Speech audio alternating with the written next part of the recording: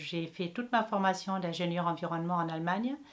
Et je suis partie après pour ce qu'on appelle ici TFE, c'est-à-dire mon travail de master en Égypte, où j'ai rencontré mon mari qui est français. Donc je suis arrivée en France, j'ai toujours travaillé en France. Arrivée dans le sud-ouest de la France, j'ai été sollicitée pour donner des cours d'allemand à l'IMT à Minalbi.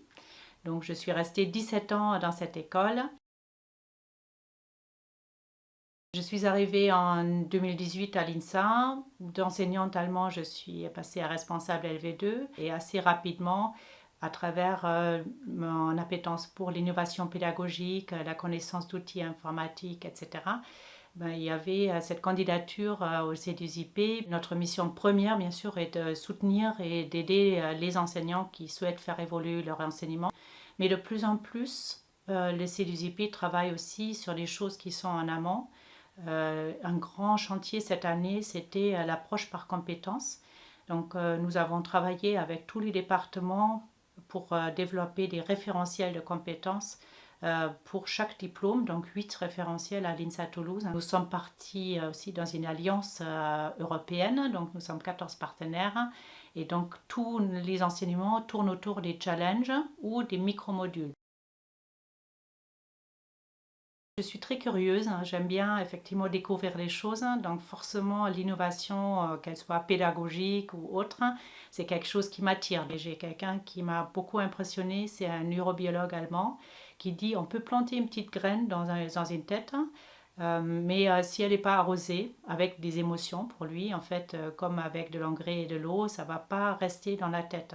Et donc j'ai toujours essayé de concevoir des enseignements qui mettent les étudiants en activité et qui créent des émotions. Le cube que nous avons ici, où nous avons donc modélisé un capteur de glucose, les étudiants sont en plusieurs, ce qui est intéressant aussi, ils sont à 4-5 dans le cube.